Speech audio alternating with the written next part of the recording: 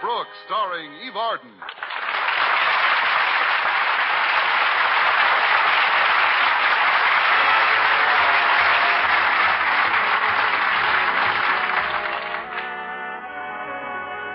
Like many other single young women, our Miss Brooks, who teaches English at Madison High School, has often dreamed of having someone with whom to share a home as well as her joys and sorrows.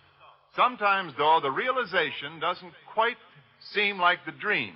How true that is. Although I now have someone with whom to share a home, as well as my joys and sorrows, the person in my dream is built much differently than my landlady, Mrs. Davis. But she's a sweet old soul, and she'll just have to do until someone tall, dark, and Mr. Boynton comes along. Last Thursday at breakfast, I had reason to feel that I might become a permanent tenant. But before I could air my complaints, Mrs. Davis mentioned something that was on her mind. Wasn't that a terrible storm last night, Connie? I hardly slept a wink. Me either, Mrs. Davis. In fact, I was soaked to the skin. Oh, that's too bad, dear. Why didn't you carry an umbrella with you? I don't know. I'm eccentric, I guess. I haven't taken an umbrella to bed with me in years. To bed with you? Your room is right under the leak in our roof, isn't it? Frankly, dear, I intended covering that roof with the rent money you owe me. Wouldn't the rain soak right through it? Oh, you mean you could get the roof repaired if I pay what I owe? Exactly. With your 5 weeks back rent, I can get the entire roof done over. Oh, but I haven't got that much, Mrs. Davis. Well, how much can you afford? Enough for a cheap sponge. But couldn't we discuss the rent after I've finished this oatmeal? Frankly, I'm in something of a mess again. Well, it's your own fault, dear. You should sit closer to the table when you eat. No, that's not what I had in mind. It's got to do with Mr. Conklin. Our beloved principal is seriously considering discontinuing football at Madison. Really? And since when have you been so vitally interested in football? Why, Mrs. Davis, how could I fail to be vitally interested in a sport that teaches young men sportsmanship, builds their competitive spirit, demonstrates the value of cooperative effort? Oh, of course. You go to the game every Saturday with Mr. Boynton. That covers it very neatly. Why is Mr. Conklin thinking of canceling football? Because of a few minor injuries that some finicky parents have complained about. It all came to a head last Saturday. In the game with Oakhurst, our quarterback was tripped and suffered a sprained ankle. Then there were 4 bloody noses on our team. 4 bloody noses? How did that happen? In the fight over the sprained ankle. Well, I'd better get ready to leave now. Mr. Boynton's picking me up this morning instead of Walter Denton. How come, Connie? Mr. Boynton's got a brand new used car to try out today. If he likes it, the dealer says he'll give him a good buy on it. Well, that's an interesting development. If he does buy it, you may have a brand new chauffeur to drive you to school every day. Not so loud, Mrs. Davis. You'll put the whammy on it.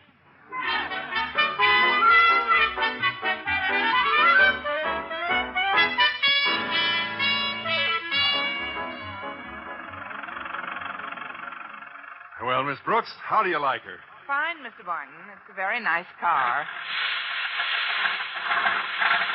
Well, of course, it isn't the most flashy automobile in the world, but tell the truth. Have you ever heard a motor like this one? Not since I was a child.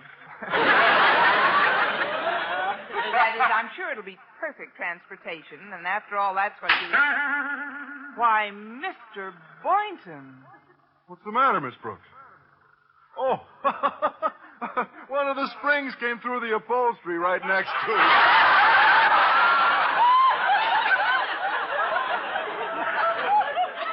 Oh. Well, there goes the shortest daydream I've ever had. I'd better shove this spring back down. Ooh. Why, Mr. Boynton, how tall you are. One of those darn springs came up under me. Press on my shoulders, will you, Miss Brooks? Oh, with pleasure. There you go, Mr. Boynton. How's that? Oh, fine. Thanks. Say, what do you think of Mr. Conklin's attitude toward football this season? Oh, I think it's deplorable, making all that fuss over a few slight bruises. According to Walter Denton, Mr. Conklin says if there's one more injury to a football player, he's canceling the sport for the remainder of the year. Just think what that would mean to the kids on the team. Not to mention the student body. Not to mention the teachers. I don't know what I'd do with my Saturdays if there weren't any football games. Me either. Oh, Miss Brooks. Yes, Mr. Byton? You can take your arms off my shoulders now. I'm down. What?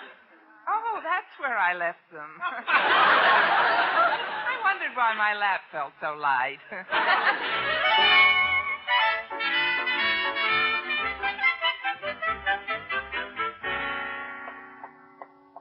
Miss Brooks? Oh, hello, Harriet. Wasn't that Mr. Boynton who just dropped you in front of school? Like a hot potato. That is, he's finding a place to park. Oh, I'm waiting for my love boat, too. Walter Denton? Yes. He sailed into Daddy's office about 30 seconds ago. Then you should only have about 30 to wait until he comes sailing out. Oh, I think Daddy will give him a break this morning. The storm raised half the roof off our house last night, and Daddy called Walter and had him bring over some of the kids in shop class to begin repairing it. But, Harriet, wouldn't the authorities frown on your father drafting student labor to fix his personal property? Who'd tell on him? I withdraw the question. What's Walter doing in his office now? He's trying to talk Daddy into changing his mind about canceling football. As manager of the team, Walter's got a lot at stake. He's not the only one. I wish I knew how he was doing in there. That's my final decision, Denton. Now get out and stay out! That sounds promising. Don't worry, Walter. You tried your best. What did Mr. Conklin say before you parted company, Walter? It's not fit for ladies' ears. You mean the edict stands? Yeah, as of yesterday at 3 o'clock, if any player's injured on the football field, from that time forward, the sport is discontinued.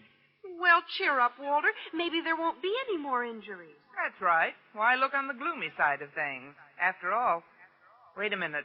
Isn't that Madison Star fullback, Stretch Snodgrass, limping toward us? Limping toward us? Limping toward us? Motion carried. He's limping toward us. Say, he's badly hurt. He looks like he's in pain. Oh, don't be ridiculous, Miss Brooks. That's just an expression he wears because he's not overly bright. Hi, Stretch. What's the matter with you? Hi, Harriet. I think I tore a ligament. A ligament? That's right, Miss Brooks. It's either a ligament or a tendon. Tendon. Oh, I hope it isn't causing you too much pain. Hey, Stretch, how did it happen? And when? This morning at early football practice. That does it. Tear down the grandstand. Well, just a minute. Are you sure you've hurt your leg badly, Stretch? Oh, look at my ankle. Under the bandage, it's twice the size it usually is. I ought to go home and rest this foot if I'm going to play any more ball this month. But, Stretch, if Daddy hears about this, nobody will play any more ball any month. I don't understand. As your English teacher, Stretch, perhaps I can clarify Harriet's statement for you. What she meant was that if Mr. Conklin hears about your injury, nobody will play no more ball, no month, no how.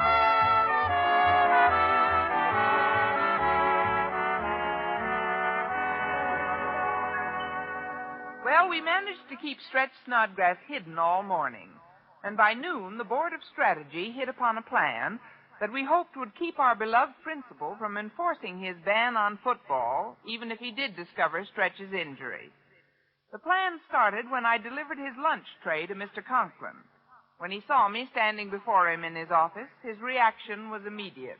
Ah! Why are you bringing my lunch today? If it'll put your mind at ease, I'll taste everything first. Won't be necessary, Miss Brooks. I don't think. Please, Mr. Conklin, all I want... All you want is to apply a thin coating of oil to me before making some outlandish request or other. I've had this treatment from you too often in the past, Miss Brooks, not to recognize it when it starts. But, sir... I saw that lame-brained Denton mooning around this morning, and I wouldn't be a bit surprised if he had prevailed upon you to ask me to reconsider my edict to banish football in the event of another injury. Wouldn't you be even a little surprised? I mean, you shouldn't get upset, Mr. Conklin. How can I help getting upset? Nobody understands my position. When a boy is injured playing football, who gets the blame? The opposing team? No. No. Do they blame the coach? No. No. They blame one person and one person only. You. And you know who that person is? You. I'll tell you who it is, Miss Brooks. You. It's me, that's who it is. You?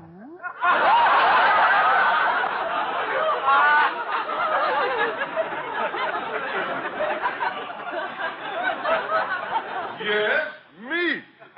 And it has got to stop. Oh, please, sir, remember your blood pressure. This aggravation is very bad for your digestion. Never mind my digestion. These harassments from parents must cease. One and for all. Please, sir, stop pounding your desk like that. Look, you never noticed the nice pie I brought you. It's deep dish apple pie, Mr. Conklin. Go ahead, eat it right now. Don't tell me to stop pounding my desk. I'll pound it as much as I like.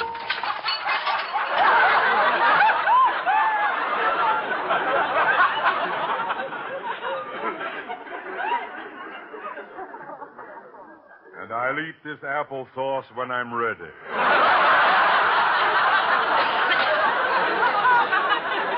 All I was trying to tell you, Mr. Conklin, was that I agree wholeheartedly with your stand in this matter. You mean you concur in my opinion that football should be abolished after the next accident? Even before. What do you care what some people say your real motives are? Well, I'm glad you agree that what some people say my real motives are. Who impugned my motives, Miss Brooks? Oh, please, sir. Surely a gentleman like yourself wouldn't take stock in any remarks that a rival principal like Jason Brill might make. Jason Brill? What did he say? Oh, it was just a chance meeting, Mr. Conklin. It was something about your canceling football, not because of injuries, but because you were afraid of the beating Madison would take from his Clay City boys. So that's what he thinks. Is that all he said, Miss Brooks? Well, frankly, sir, I didn't want to stand around after he referred to you as a scared rabbit. Brill referred to me as a scared rabbit? Well, no, those weren't his exact words, Miss Conklin, but due to your high-strung temperament, I thought it best to substitute scared rabbit for lily-livered lout. What? I'll show him who's a scared rabbit. I'll make him a wager right now that Madison High can field 11 batted substitutes and make his Clay City Oves look like... Miss Brooks, just when did you encounter Mr. Brill? When? Oh, we met last night on our way out of the movies. That's why the conversation was so fresh in my memory. Last night, Well, now I know you had an ulterior purpose in coming into my office.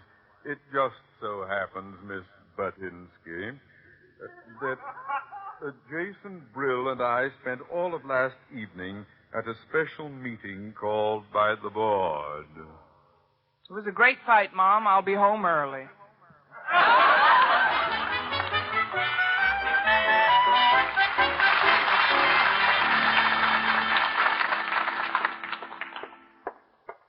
Hey, Miss Brooks, can I talk to you for a minute before you go into your class? Certainly, Walter. Well, how'd you make out with old Marblehead? How's your meeting with Mr. Conklin? Well, I wouldn't call it eminently satisfactory, Walter. Oh, what would you call it? A flop. He spent last night at the board meeting with Mr. Brill, so the story backfired. We're on borrowed time, Walter. Even if he doesn't find out about the injury today, he'll hear about it from Stretch's mother tomorrow. Yeah, it looks pretty hopeless. Oh, gosh, if only Stretch didn't get himself clobbered on the football field. Now, that's what Mr. Conklin's making such a big stink. Oh, wait a minute, Walter. You've just given me an idea. If Stretch had an accident, just a teeny one, mind you, say in a car, Mr. Conklin couldn't blame it on football at all.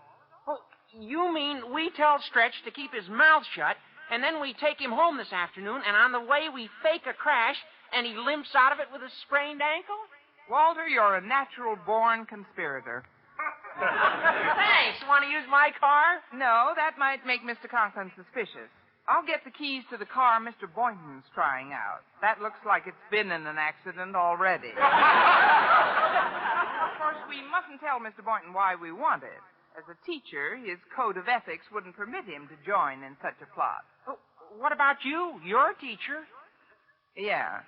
Well, see you in the parking lot right after school.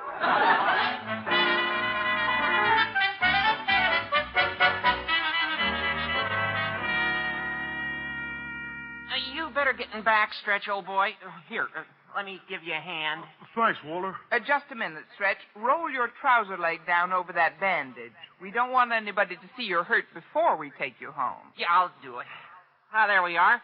Now, in you go. Okay. Yeah, I'll sit in back with you, pal. Now, let's go, Miss Brooks. Before we do, Walter, have you explained the details of our little plan to Stretch? Oh, well, there wasn't much time after our last class, Miss Brooks, so I just gave him a sort of a cursory briefing. I see. What did Walter tell you, Stretch? Well, it's like he says, Miss Brooks. He just cursed me briefly. Great.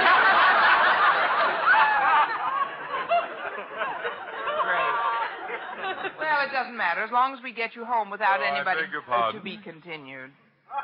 Hello, Mr. Conklin. Miss Brooks, are you about to drive somewhere? A drive? Yes, sir. I was about to give Walter and Stretch a ride home. But doesn't Walter drive his own car? Yes, but I it's in lent the it shop to a friend. today. What's that? I mean, he it's in lent the it to shop a friend. today.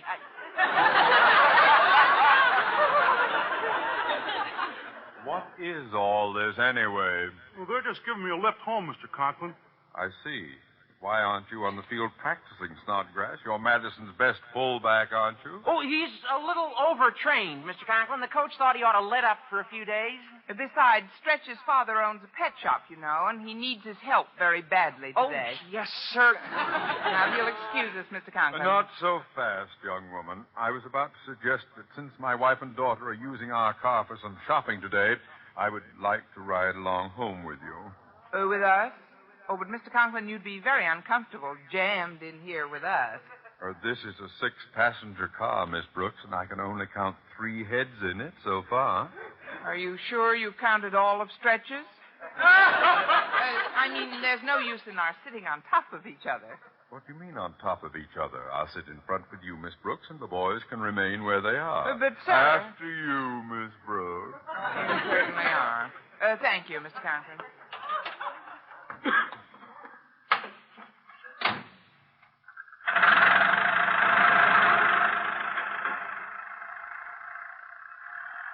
Ah, well, it's a lovely day for a ride, isn't it? Yes, it was, isn't it? Oh, dear, I'm supposed to turn here. Look out! Look out. You almost drove up on that curb. Don't worry, Mr. Conklin. I'll make it next time. I'm a little nervous today. I guess it's because I'm not used to this car.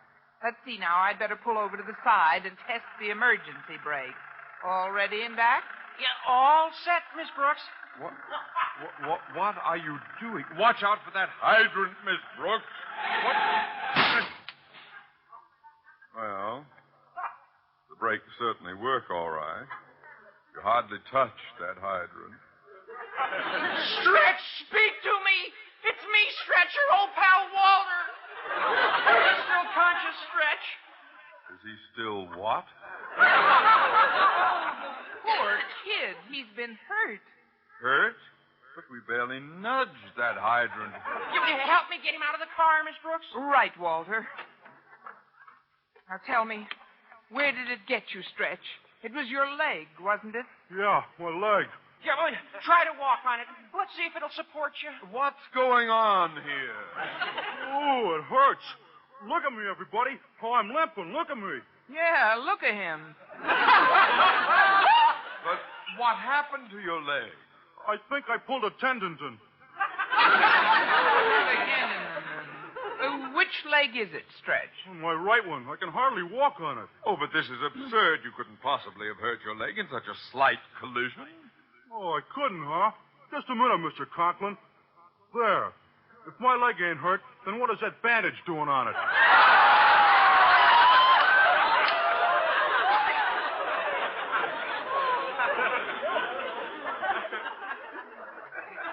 Bandage?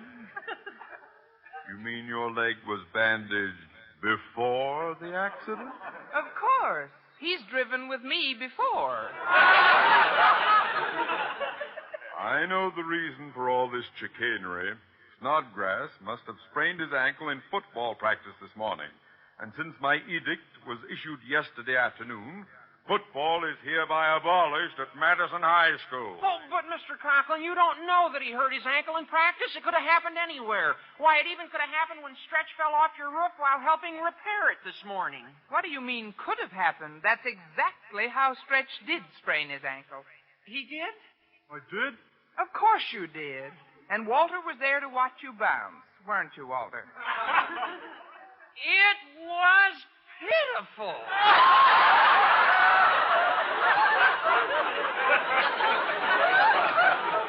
Oh, there he lay. Lied? That's all anybody has done so far. Mr. Conklin, is it or is it not against the board rules to conscript student labor for a private enterprise off school property? It's like this, Your Honor. What the board doesn't know won't hurt them. But if they find out... And who, may I ask, would tell them? Me? What? But that's Blackmail. Of course, we're pretty broad-minded about human failings. If, for instance, Mr. Conklin were to admit that he made a mistake with his football ban, we'd forget the whole thing, wouldn't we, fellas? The ban stands. Osgood Conklin never makes a mistake. Walter, you're the editor of the Madison Monitor, right? Right. Oh, I can see the headline now. Star fullback injured in fall from principal's roof. And how about the subhead? Eyewitnesses claim youth was tripped by Prexy.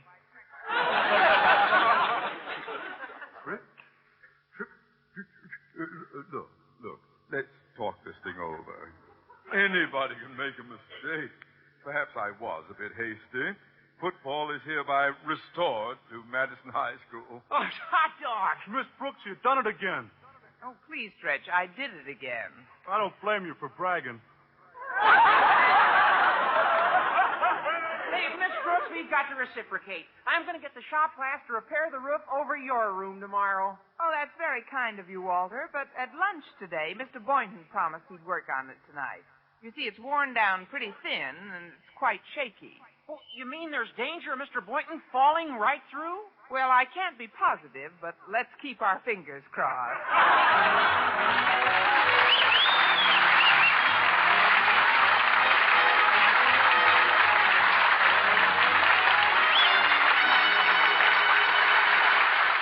Well, later that night, much to my surprise, Mr. Boynton actually went to work on the roof. And as he repaired it, I sat up there with him and told him the entire story of how we had fooled Mr. Conklin that afternoon. Yes, that is quite a story, Miss Brooks.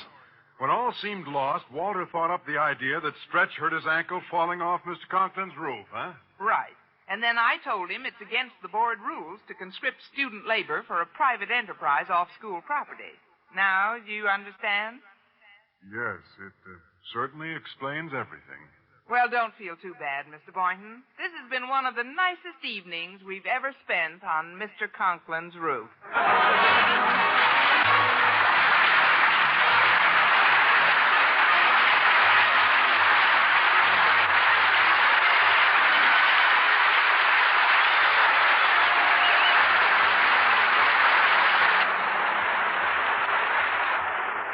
Miss Brooks, starring Eve Arden, transcribed, was produced and directed by Larry Burns, written by Al Lewis and Arthur Alsberg, with the music of Wilbur Hatch. Mr. Conklin was played by Gail Gordon. Others in tonight's cast were Jane Morgan, Dick Crenna, Bob Rockwell, Gloria McMillan, and Leonard Smith.